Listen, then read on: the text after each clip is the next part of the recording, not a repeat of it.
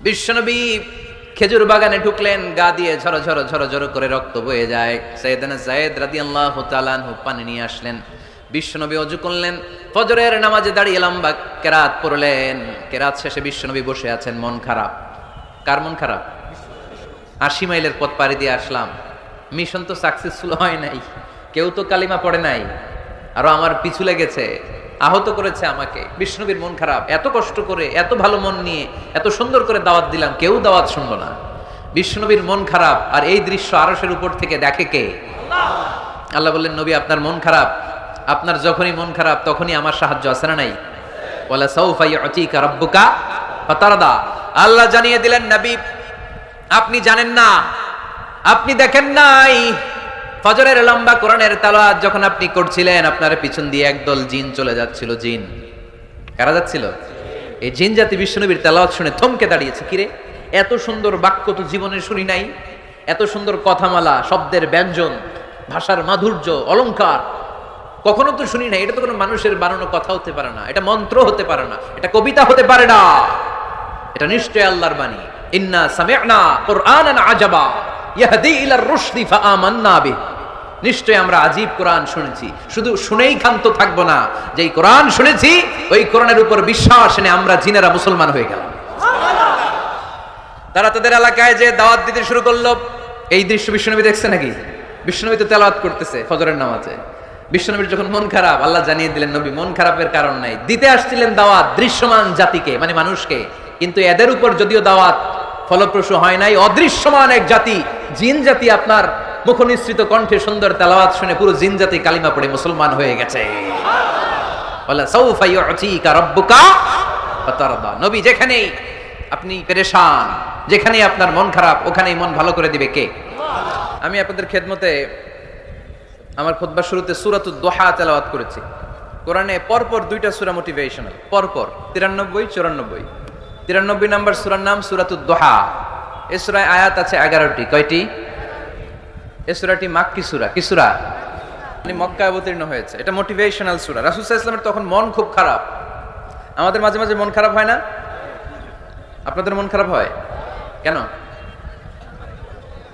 হ্যাঁ, মাহফিল বন্ধ করে দেয়, এজন্য মন খারাপ হয়। কয়টা বন্ধ করবে? কয়টা বন্ধ করে রাখবে?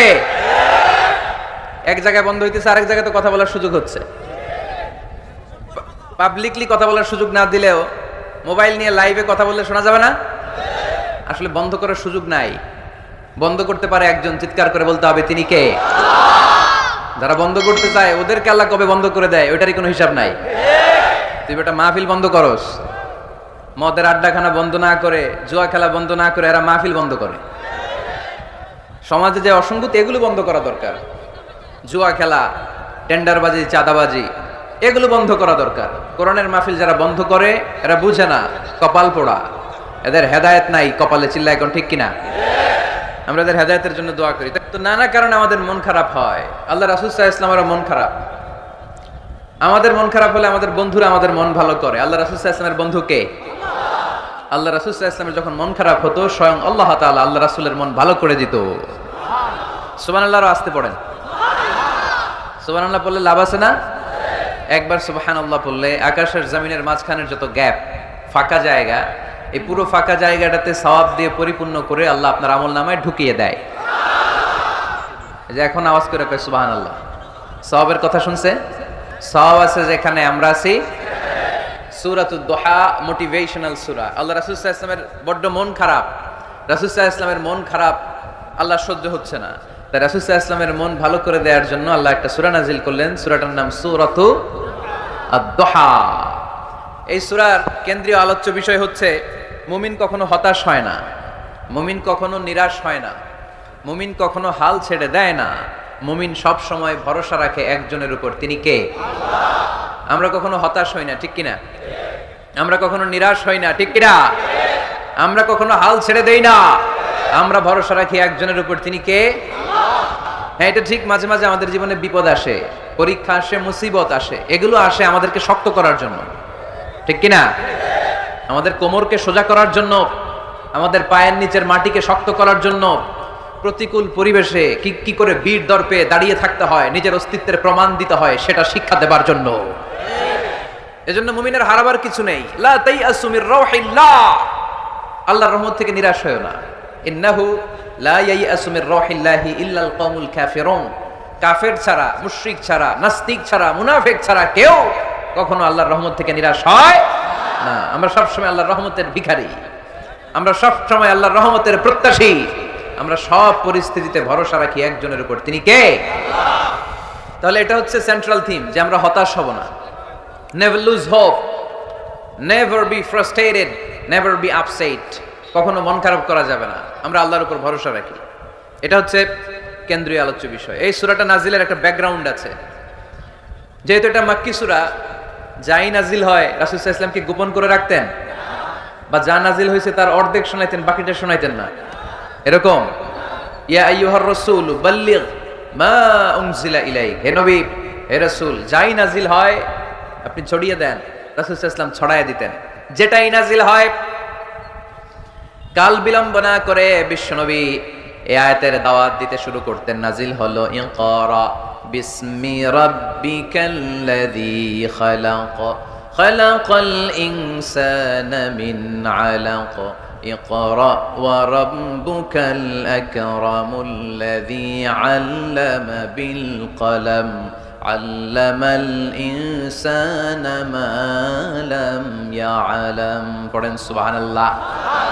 নাজিল হলো পড়ো তোমার রবের নামে, যিনি শিখিয়েছেন। আমাদেরকে শিখিয়েছে কে? আমাদের সৃষ্টি করেছে কে? Read in the name of your lord who has created, পড়ো তোমার প্রভুর নামে যিনি শিখিয়েছেন। নাজিল হলো 5 আয়াত, আল্লাহ রাসূল সাল্লাল্লাহু আলাইহি ওয়াসাল্লাম পৌঁছে দিলেন। নাজিল হলো ইয়া আইয়ুহাল মুযাম্মিল কুমিল লাইলা ইল্লা কালিলা, বিশ্বনবী পৌঁছে দিলেন। নাজিল হলো ইয়া আইয়ুহাল মুদ্দাসসির কুম ফাআনযির, পৌঁছে দিলেন। যাই আসে পৌঁছে দিতেন, যাই আসে পৌঁছে দিতেন। কিন্তু হঠাৎ করে ওহী আসার ধারাবাহিকতা হুট করে বন্ধ হয়ে গেল, ওহী আর আসে না। ফলে রাসূল সাল্লাল্লাহু আলাইহি ওয়াসাল্লাম নতুন কোন কোরআনের আয়াত মক্কাবাসীদেরকে শোনাতে পারে? মক্কাবাসীরাও এসে রাসূল সাল্লাল্লাহু আলাইহি ওয়াসাল্লামকে খোঁচায়, বলে কি মুহাম্মদ, কিছু বলো না, যে নতুন কিছু শোনাও না, যে এতদিন তো অনেক পটপট করছো, অনেক কথা শুনেছো, কই তোমার সেই কথা? রাসূল সাল্লাল্লাহু আলাইহি ওয়াসাল্লাম বলতে পারেন না। কেমনে বলবে? উনি কি মন গড়া কিছু বলে? ওমা ইয়ানতিকু আনিল হাওয়া ইন হুয়া ইল্লা ওয়াহয়ুই ইউহা, মন গড়া তিনি কিছু বলেন না, মন মস্তিষ্ক প্রসূত কোনো কথা তিনি জাতির কাছে পেশ করেন না। তিনি তাই বলেন যা তাকে নির্দেশ দেয়া হয়, আর নির্দেশটা দেয় কে? সবাই বলতে লাগলো মুহাম্মদ তোমার নতুন কথাবার্তা কই? রাসূল সাল্লাল্লাহু আলাইহি ওয়াসাল্লাম চুপচাপ, কিপ সাইলেন্ট। কাফিররা বলতে শুরু করলো ইন্না মুহাম্মাদান ক্বালাহু রাব্বুহু, মুহাম্মাদের রব মুহাম্মদ রে ভুলে গিয়েছে, মুহাম্মাদের রব মুহাম্মদ রে বর্জন করেছে। তাই তো নতুন কিছু আসে না। মুহাম্মদ তোমার দিন শেষ, তোমার কাছে আর আসবে না ওহী। রাসূল সাল্লাল্লাহু আলাইহি ওয়াসাল্লাম খুব টেনশন শুরু করে দিলেন। আবু লাহাবের স্ত্রী উম্মে জামিল বলতে শুরু করলো ইন্না শাইতানাকা কাদ তারাকাক, হে মুহাম্মদ তোমার শয়তান তোমারে তরক করছে। নাউজুবিল্লাহ পড়েন। শয়তান দ্বারা উম্মে জামিল সাইয়েদনা জিবরাইল আলাইহিস সালামকে বুঝিয়েছেন। তিনি বুঝিয়েছেন যে মুহাম্মদ, জিবরাইল তোমার কাছে আসে না, শেষ, তোমার দিন শেষ, তোমার খেলা শেষ, আর আসবে না। রাসূল সাল্লাল্লাহু আলাইহি ওয়াসাল্লাম নিজেও ভয় পেয়ে গেলেন। ঘটনা কি? আমার কোনো ভুল হচ্ছে না তো? আমি কোনো অন্যায় করে ফেললাম না তো? আল্লাহ আমার উপর নাখোশ হলেন না তো? আমরাও মাঝে মাঝে এরকম ফ্রাস্ট্রেশনে ভুগি না? কিরে, আল্লাহ বোধহয় আমারে পছন্দ করে না, এত দোয়া করি, আল্লাহ মনে হয় আমার দোয়া কবুল করে না, আল্লাহ মনে হয় আমারে চায় না, আল্লাহ মনে হয় আমারে ভালোবাসে না। তা না হলে আমার দোয়া কবুল হয় না কেন? আমি এত দুঃখী কেন? রাসূল সাল্লাল্লাহু আলাইহি ওয়াসাল্লাম ঠিক একই টেনশনে পড়লেন, ঠিক একই ডিলেমায় পড়লেন, ঠিক একই পেরেশানিতে ভুগলেন। কিরে, ওহী নাজিল হয় না কেন? আমাকে নিয়ে কাফির মুশরিকরা, বেদিনরা ঠাট্টা বিদ্রুপ করে, উপহাস করে, কিন্তু আল্লাহ তাআলা কোনো ওহী নাজিল করে না। ঘটনা কি? আমার ভুল হলো না তো? আমি কোনো অন্যায় করে ফেললাম না তো? আল্লাহ আমার উপর নাখোশ হলেন না তো? টেনশন। রাসূল সাল্লাল্লাহু আলাইহি ওয়াসাল্লাম টেনশনে ভুগছেন। ইন দ্য মিন টাইম আল্লাহ রাসূল সাল্লাল্লাহু আলাইহি ওয়াসাল্লামের টেনশন দূর করে দিয়ে, আল্লাহ রাসূল সাল্লাল্লাহু আলাইহি ওয়াসাল্লামের মন ভালো করে দেওয়ার জন্য এই সূরা দোহা নাজিল করলেন কে? আল্লাহ রাসূল যখন টেনশনে হাবুডুবু খাচ্ছেন, তখনই আল্লাহ নাজিল করলেন ওয়াদ-দুহা ওয়াল-লাইলি ইযা সাজা মা ওয়াদ্দা'আকা রাব্বুকা ওয়া মা ক্বালা ওয়ালাল আখিরাতু খায়রুল লাকা মিনাল উলা ওয়ালাসাউফা ইউ'তিকা রাব্বুকা ফাতারদা। সুবহানাল্লাহ পড়েন। আল্লাহ নাজিল করলেন ওয়াদ-দুহা ওয়াল-লাইলি ইযা সাজা, দোহা মানে আলো। দোহা মানে কি? সকালের আলো, প্রভাতের সূর্য কিরণ। আলো মানে আশার আলো, সম্ভাবনার আলো। আলো বললেই মনের মধ্যে একটা সাহস জাগে না? আর অন্ধকার বললেই ভয় লাগে না? আমাদের ছোট্ট বাচ্চারা বাসার ভিতরে অন্ধকার হইলে ভয় পায় না? তার মানে অন্ধকার হচ্ছে ভয়ের প্রতীক, আর আলো হচ্ছে আশার প্রতীক। সুবহানাল্লাহ পড়েন। রাসূল সাল্লাল্লাহু আলাইহি ওয়াসাল্লামকে সান্ত্বনা দেওয়ার জন্য আল্লাহ দুইটা শপথ করলেন। চিল্লায় বলতে হবে কয়টা? এক হচ্ছে আলোর শপথ, আরেক হচ্ছে অন্ধকারের শপথ। এক হচ্ছে, আরেক হচ্ছে ওয়াদ-দুহা, দোহার শপথ, প্রভাতের সূর্য কিরণের শপথ। ওয়াল-লাইলি ইযা সাজা, নিঝুম নিস্তব্ধ রাতের শপথ। আল্লাহ তাআলা আলো আর অন্ধকারের শপথ দিয়ে মূলত ওহী আশা আর না আশাকে বুঝিয়েছেন। সুবহানাল্লাহ পড়েন। আলোকে আল্লাহ তাআলা ওহীর উপস্থিতির সাথে তুলনা করেছেন। অন্ধকারকে রাব্বুল আলামিন এই সূরার মধ্যে ওহীর অনুপস্থিতিকে বুঝিয়েছেন। আল্লাহ বুঝাতে চাইলেন, নবী আমি আপনারে ভুলি নাই। কেমন করে আমি আপনারে ভুলি? আপনি আমার হাবিব, ঠিক কি না? আপনি আমার খলিল না, আপনি আমার হাবিব। খলিল মানেও বন্ধু, হাবিব মানেও বন্ধু। ইব্রাহিম আলাইহিস সালাম ছিলেন খলিল, আর আল্লাহ রাসূল ছিলেন হাবিব। খলিল বন্ধু, হাবিব বন্ধু, কিন্তু খলিল মানে এমন বন্ধু যেই বন্ধু আল্লাহরে খুশি করার জন্য কাজ করে, আর হাবিব মানে এমন বন্ধু যেই বন্ধুরে খুশি রাখার জন্য আল্লাহ নিজেই কাজ করে। কি কাজ করলেন হাবিবরে খুশি রাখার জন্য? আজকে সব আমরা শুনবো। আল্লাহ বললেন ওয়াদ-দুহা ওয়াল-লাইলি ইযা সাজা, আলোর শপথ, অন্ধকারের শপথ। দোহা মানে আলো, প্রভাতের আলো। আলো দিয়ে আল্লাহ বুঝাইলেন এটা হচ্ছে ওহী। আর ওয়াল-লাইলি ইযা সাজা, রাতের শপথ দিয়ে বুঝালেন এটা ওহীর অনুপস্থিতি। আল্লাহ বুঝাতে চাইলেন, নবী ওহী আসা না আসা দুইটাই আপনার জন্য দরকার। আমি আপনারে ভুলি নাই, আমি আপনারে বর্জন করি নাই, অসম্ভব। আমি আপনার উপর গোসা হই নাই, রাগ হই নাই। আমি ইচ্ছা করেই আপনার একটু বিশ্রামের সুযোগ দেওয়ার জন্য ইচ্ছা করে ওহী পাঠানো বন্ধ রেখেছি। কারণ ওহী রিসিভ করা সাধারণ কোনো বিষয় না। আল্লাহ বলেন ইন্না সানুলকি আলাইকা কওলান সাকিলা।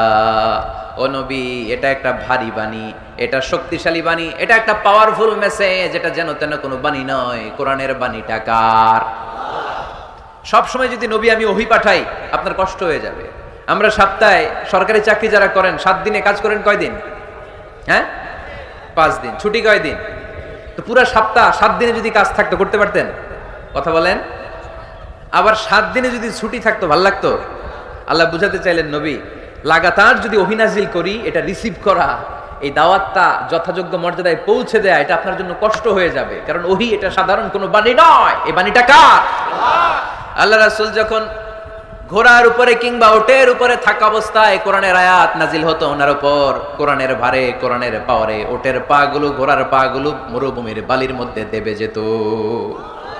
এত পাওয়ারফুল বাণী। লাউ আনজালনা হাদাল কুরআনা আলা জাবাল লারাআইতাহু খাশিআম মুতাসাদ্দিআম মিন খাশিয়াতিল্লাহ। হে নবী কোরআনকে আপনার কাছে না পাঠিয়ে পাহাড়ে নাজিল করলে, মাউন্ট এভারেস্টে নাজিল করলে, তুর পাহাড়ে নাজিল করলে, আল্পস পর্বতমালায় নাজিল করলে, আলাস্কা মাউন্টেন রেঞ্জ এটার উপর নাজিল করলে, এই ময়মনসিংহের গারো পাহাড়ের উপর নাজিল করলে, মুহূর্তে এই পাহাড়গুলো ভেঙে চুড়ে চুরমার হয়ে খান খান হয়ে যেত।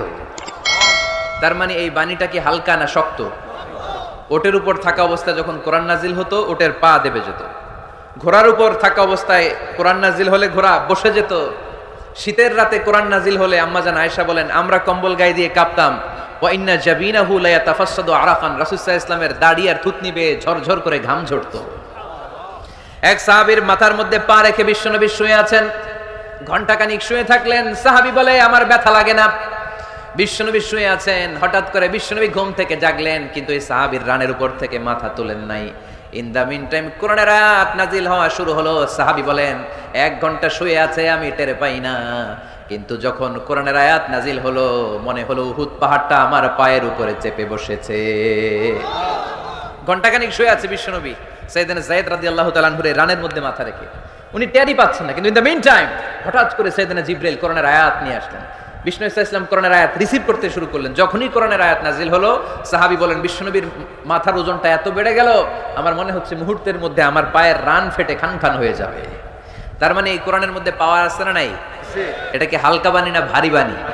প্রতিদিন যদি এই ভারী ভারী কথা বিশ্বনবীর কাছে রিসিভ হয়, বিশ্বনবী এই ওহীর ভার স্নায়ুতে সহ্য করতে পারবে? আল্লাহ বলেন, নবী আপনার কষ্ট হচ্ছে এটা দেখে আমি ইচ্ছা করে ইন্টেনশনালি ইচ্ছা করে আপনার বিশ্রাম আর রেস্টের ব্যবস্থা রাখার জন্য কয়েকদিন ইচ্ছা করে ওহী নাজিল বন্ধ রেখেছি।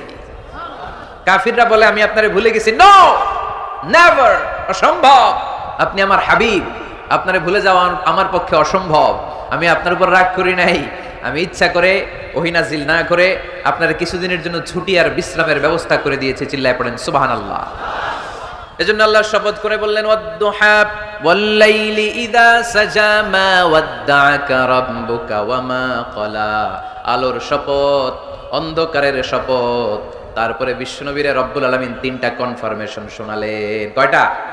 প্রথমে দুইটা ওথ, মানে দুইটা শপথ, তারপরে তিনটা কনফার্মেশন, তারপরে তিনটা রিমাইন্ডার, এন্ড ফাইনালি তিনটা ওয়ার্ক প্ল্যান, মানে কর্মসূচি। বাংলায় বললে প্রথমে আল্লাহ দুইটা শপথ করেছেন, তারপরে দুইটা কনফার্মেশন করেছেন, মানে আমি আপনাকে কনফার্ম করলাম যে এগুলো আমি আপনাকে দেব। তারপরে তিনটা রিমাইন্ডার দিয়েছেন, নবী আগে আপনার কি দিছি শোনেন। আর সর্বশেষ আল্লাহ তাআলা বিশ্বনবীকে তিনটা ওয়ার্ক প্ল্যান দিয়েছেন, মানে কর্মসূচি। চিল্লায় পড়তে হবে সুবহানাল্লাহ। কনফার্মেশন নাম্বার 1, মা ওয়াদ্দাআকা রাব্বুকা ওয়া মা ক্বালা। ও নবী, চিন্তা করবেন না, আমি আপনারে ভুলি নাই, আমি আপনারে বর্জন করি নাই। কাফেররা যে বলে আমি আপনারে ছেড়ে দিয়েছি, ভুলে গিয়েছি, না, আমি আপনারে ভুলি নাই, আপনারে ভুলা আমার পক্ষে সম্ভব না। সুবহানাল্লাহ পড়েন। 2 নাম্বার কনফার্মেশন আল্লাহ বললেন, ওয়ালাল আখিরাতু খায়রুল লাকা মিনাল উলা। পড়েন, ওয়ালাল আখিরাতু খায়রুল লাকা মিনাল উলা। ও নবী, এই দুনিয়ার জীবনের চাইতে আখিরাতের জীবন আপনার জন্য শ্রেষ্ঠ। কিন্তু আমরা দুনিয়ার পিছনে পড়ে থাকি। আল্লাহ বললেন, ওয়ালাল আখিরাতু, অবশ্যই আখিরাত, খায়রুল লাকা, আপনার জন্য উত্তম, মিনাল উলা, এই দুনিয়ার চেয়ে, and verily indeed the hereafter is far better for you than this dunya. অবশ্যই অবশ্যই এই দুনিয়ার ক্ষণস্থায়ী জীবন আপনার জন্য উত্তম নয়, আখিরাত এই দুনিয়ার চেয়ে 1000 গুণ বেশি উত্তম। চিল্লায় এখন সুবহানাল্লাহ।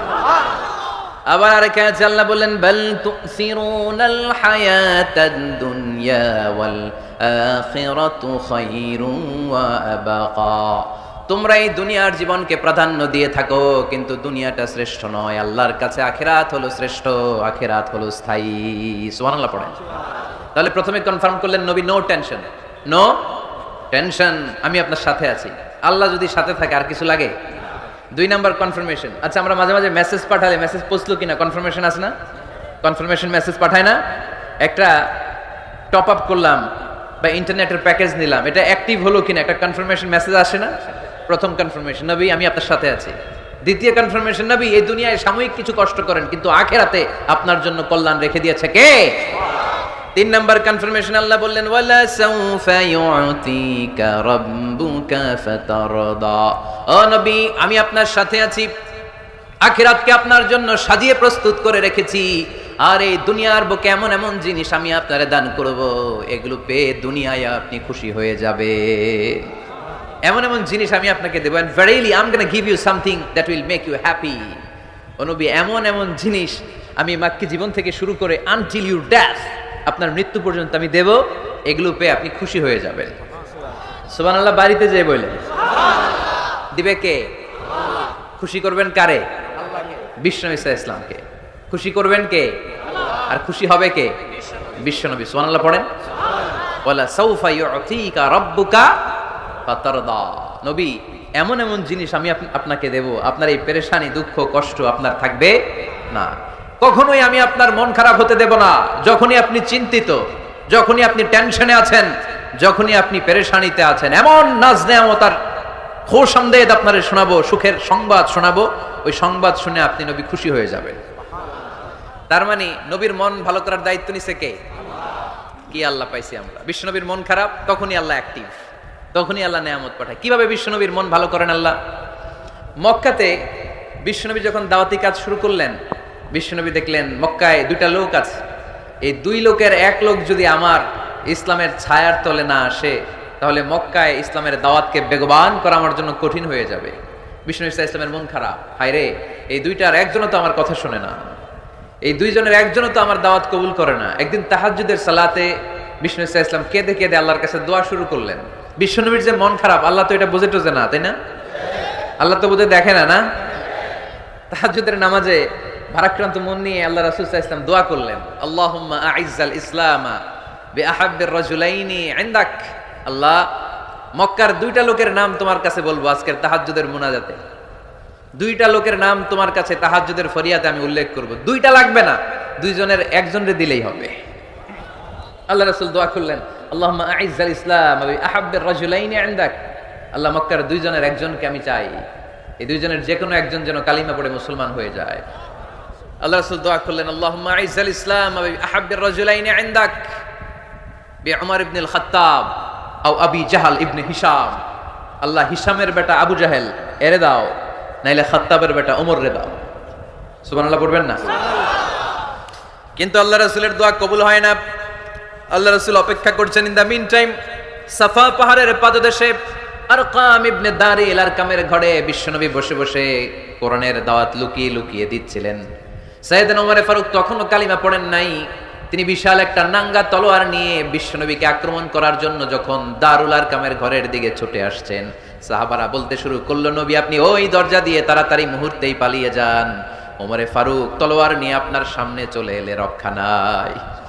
আল্লাহ রাসূল বললেন, তোমরা সরব, দরজাটা খুলে দাও, ওমরকে আমার সামনে তাড়াতাড়ি চলে আসতে দাও। আমার মনে হচ্ছে ওই যে তাহাজ্জুদের জায়নামাজে বসে চোখের পানি ছেড়ে আল্লাহর কাছে যে ওই দিন রাতে দোয়া করেছি, আজকে আমার দোয়াটা কবুল হতে চলেছে।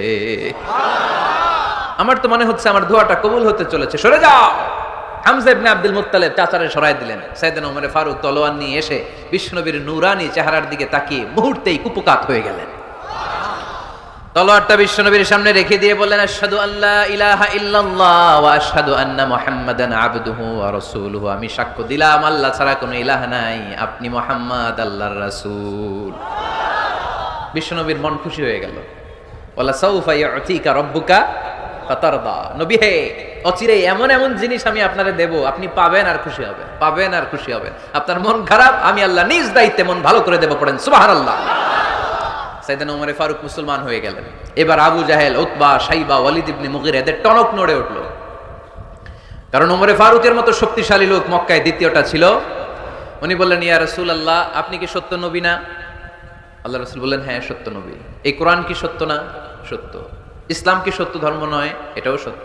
ওমর ফারুক বললেন, ফা ফীমাল ইখতিফা, তাহলে লুকায় লুকায় কেন? তাহলে সাফা পাহাড়ের পাদদেশে আরকাম ইবনে আবিল আরকামের ঘরের ভেতরে অন্ধকার কূপে দাঁড়িয়ে কোরআনের তেলাওয়াত কেন? ময়দানে নেমে পড়েন, আমি ওমর আছি, দেখি কে কি করবে। রাসূল সাল্লাল্লাহু আলাইহি ওয়াসাল্লাম বললেন, না, এটা মাক্কি জীবন, ধীরে সুস্থে দাওয়াতি কাজ করো। ওমর ফারুকও ছাড়বে না। বললেন, ইয়া রাসূলুল্লাহ একটা মিছিলের অনুমতি দেন। আল্লাহ রাসূল বললেন, যাও মিছিল দাও। ওমর ফারুক দুইটা লাইন করলেন, মোট খুঁজে পেলেন 11 জন। সুবহানাল্লাহ পড়েন। এক লাইনের নেতা বানালেন আল্লাহ রাসূল সাল্লাল্লাহু আলাইহি ওয়াসাল্লামের খুদ চাচা হামজা ইবনে আব্দুল মুত্তালিবকে। আর আরেক লাইনে উনি দাঁড়ালেন 6 জন 6 জন 12 জন, উনি সহ 12 জন, 12 জনের মিছিল। সুবহানাল্লাহ পড়বেন না? তো মিছিলের সামনে দাঁড়িয়ে উনি একটা ছোট্ট এক বাক্যের ভাষণ দিলেন। উনি বললেন, মান আরাদা আন তাসকুলা উম্মু ইয়াতামা ওয়ালাদু তারমিলা যাওজাতুহু ফালিয়াসুদ্দানি। এই মক্কার নেতা খেতারা, কে আছো? কে চাও মায়ের বুককে খালি করতে? কে চাও সন্তানগুলোর ইয়াতিম বানাতে? কে চাও তোমার স্ত্রীকে বিধবা বানাতে? সামনে আসো, পারলে আমি ওমর রে ঠেকাও। ওমরে ফারুক দাঁড়ালেন, দাঁড়িয়ে তাকবীর শুরু করলেন, আল্লাহু আকবার, আল্লাহু আকবার, আল্লাহু আকবার। এক একটা স্লোগানে মক্কার মরুজমিন সেদিন থারথার করে কেঁপেছে। ইতিহাস সাক্ষী, আবু জাহেল, উতবা, শাইবা এই আল্লাহু আকবার স্লোগান আর শুনে নাই। হঠাৎ ভাবলো, ঘটনা কি? কার এত সাহস আমার নির্বাচনী এলাকায় আল্লাহু আকবার নামে স্লোগান দেয়? নেমে আসলো, ঘর থেকে বাইরে আইসা দেখে মিছিলের সামনে কে? ওমর রে দেখা দিছে এক দৌড়। শুধু কাফেররাই সাইয়েদনা ওমর ফারুককে দেখে দৌড়াতো না, মুনাফিকরাও ওমর ফারুককে দেখে দৌড় মারতো। ইভেন ইবলিস শয়তান ওমর ফারুককে দেখলে দৌড় মারতো। সুবহানাল্লাহ পড়তে পারলেন না? আল্লাহ রাসূল ওমর ফারুককে দেখলে বলতেন, ওমর মা সালাকা শাইতান সালিকান ফাজ্জান ইল্লা সালাকা ফাজ্জান গায়রা ফাজ্জিক। ওমর, ইবলিস শয়তান যদি তোমার কোনো রাস্তা দিয়ে হাঁটতে দেখে, ইবলিস শয়তান ওই রাস্তা রেখে দিয়ে অন্য রাস্তা দিয়ে হাঁটে। ওমর ফারুক আল্লাহর গিলাফ যে স্পর্শ করলেন আর মিছিল থামালেন, ওরকম ওমর আমাদের দরকার আছে না নাই? বিশ্বনবী বললেন, লা নাবিয়্যা বা'দি ওয়ালা রাসূলা, আমার পরে কোনো নবী নাই, কোনো রাসূল নাই, তবে আমার পরে যদি কেউ নবী হতো, লাউ কানা বা'দি নাবিয়্যুন লাকানা উমর, আমার পরে যদি নবী হওয়ার যোগ্যতা কারো থাকে, আমার প্রাণের সাহাবা ওমরের ওই যোগ্যতা আছে। ওইরকম একটা ওমর হইলে আমাদের জন্য এনাফ। ওই একটা ওমরের অপেক্ষায় বসে আছে গোটা মুসলিম উম্মাহ, চিল্লায় বলো ঠিক কিনা। ওমরে ফারুক কালিমা পড়ে মুসলমান হয়ে গেলেন, বিশ্বনবী খুশি হয়ে গেলেন। ওয়ালা সাউফা ইউতিকা রাব্বুকা, আল্লাহ বললেন নবী যখনই আপনার মন খারাপ, যখনই আপনি পেরেশানিতে ভুগবেন, যখনই আপনি টেনশন করবেন, তখনই আপনার মন ভালো করে দিবে কে? আল্লাহর ঘোষণা, and verily Allah gonna give you something that will make you happy, এমন জিনিস আমি দেব আপনি খুশি হয়ে যাবেন। আল্লাহ রাসূল সাল্লাল্লাহু আলাইহি ওয়াসাল্লাম দাওয়াত দিতে দিতে তায়েফ চলে গেলেন। তায়েফ নাম শুনেছেন? মক্কা থেকে 80 মাইল দূরে। আমি গিয়েছি কয়েকবার। ঠান্ডা এলাকা, 6000 ফিট উঁচু, মেঘ নেমে আসে। তায়েফে গেলে কেউ বিশ্বাসই করবে না এটা সৌদি আরবের অংশ। বৃষ্টি হয়, কি হয়? চাষাবাদ হয়, অনেক ফলমূল আর শাকসবজি পাওয়া যায়। আল্লাহ রাসূল সাল্লাল্লাহু আলাইহি ওয়াসাল্লাম 80 মাইলের মরুর পথ পাড়ি দিলেন। আমাদের মতো প্রাইভেট কারে চড়ে গেছিলেন, তাই না? আহা, এই লম্বা মরুর পথ, তপ্ত মরুভূমি, সূর্যের প্রচন্ড তাপ উপেক্ষা করে তায়েফে গেছিলেন জমির মামলার মীমাংসা করতে। কি করতে? তায়েফবাসীদেরকে দাওয়াত দেওয়ার জন্য। আল্লাহ রাসূলের নিজের কোনো স্বার্থ ছিল? কথা কয় না। তায়েফবাসীদেরকে জাহান্নামের আগুন থেকে বাঁচানোর জন্য, তায়েফবাসীরা যাতে মাইন না খায়। আহা, কি নবী ছিল, কি দিলদরিয়া নবী ছিলেন। রাহমাতাল লিল আলামিন, I have sent you as a mercy for the entire universe. নবী হে, আমি আপনাকে গোটা বিশ্বের জন্য রহমত করে প্রেরণ করেছি। কোন সুবহানাল্লাহ। রহমতের নবী, দয়ার নবী দাওয়াত দেওয়ার জন্য 80 মাইলের লম্বা মরুর পথ পাড়ি দিয়ে তায়েফের ময়দানে যখন ছুটে যায়, তায়েফের ছেলেরা বিশ্বনবীর দাওয়াত তো কবুল করেই নাই, বরং বিশ্বনবীর অপমান করেছে, বিশ্বনবীকে লাঞ্ছিত করেছে, বিশ্বনবীর সাথে মারপিট করেছে, বিশ্বনবীর গায়ে পাথর মেরেছে।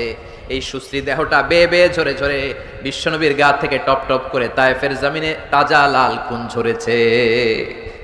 গিয়েছে তায়েফবাসীদের বাঁচানোর জন্য, নিজের কোনো স্বার্থ নাই। তায়েফবাসীরা যেন জাহান্নামের আগুনে না জ্বলে, কিন্তু তায়েফবাসীরা বিশ্বনবীর আঘাত করেছে। তিনটা জায়গায় আমি দেখে এসেছি, জায়গাগুলা তিনটা জায়গায় বিশ্বনবীকে আহত করা হয়েছে।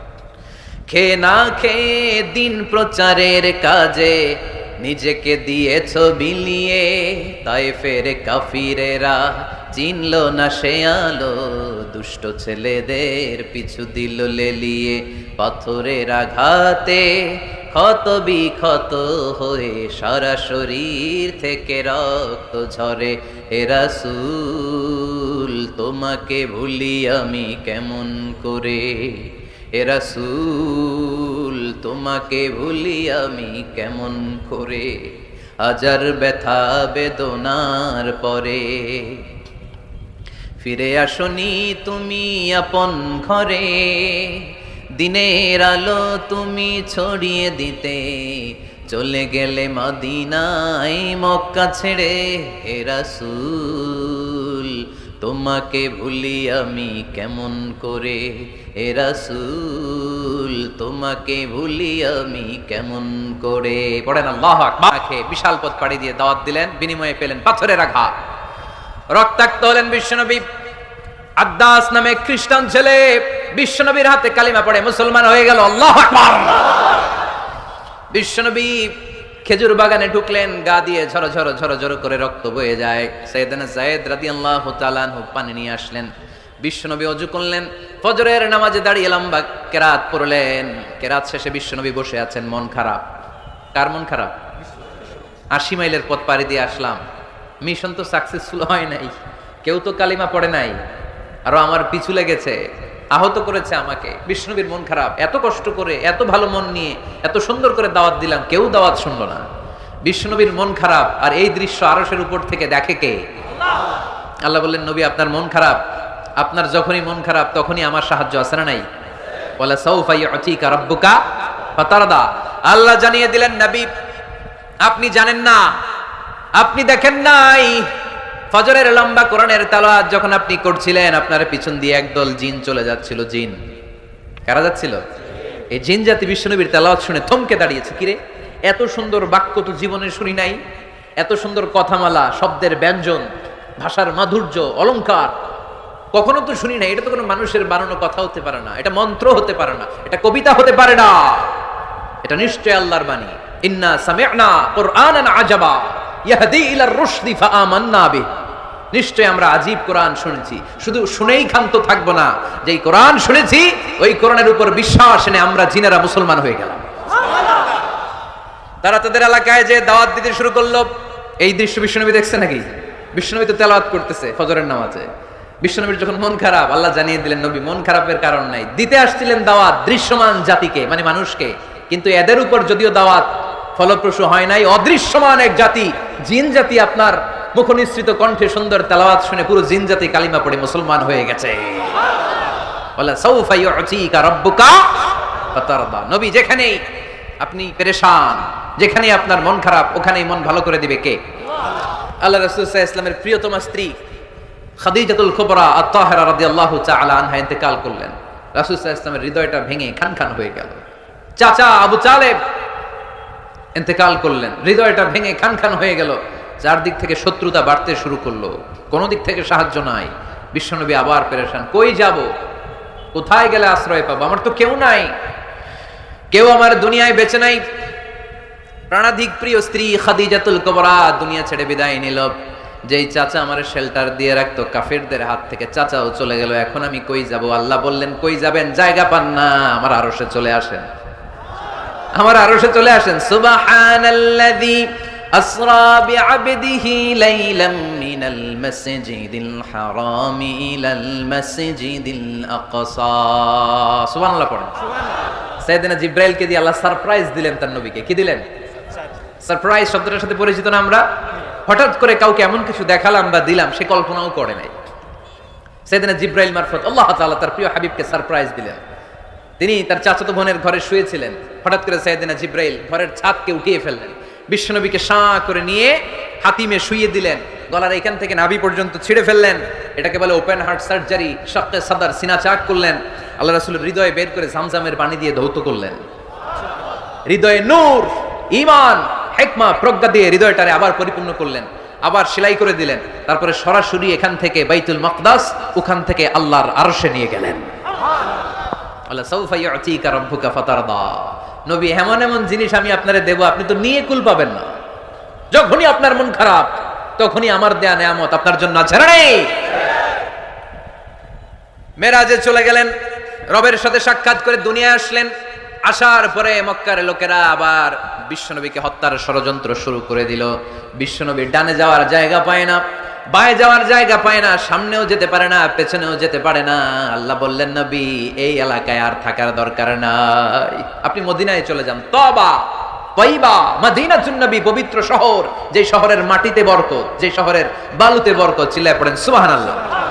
বিশ্বনবী আল্লাহ তাআলার আদেশে এই কষ্টকর পরিস্থিতি থেকে উত্তরণের জন্য মক্কা থেকে মদিনায় গেলেন। মদিনায় যাওয়ার সাথে সাথে লোকজন গাইতে শুরু করলো, তালাআল বাদরু আলাইনা মিন সানিয়াতিল ওয়াদা ওয়াজাবা শুকরু আলাইনা মাদআ লিল্লাহি দা আইয়ুহাল মাবউসু ফিনা جئت من أمر المطاع جئت شرفت المدينة مرحبا يا خير داء سبحان الله পড়েন।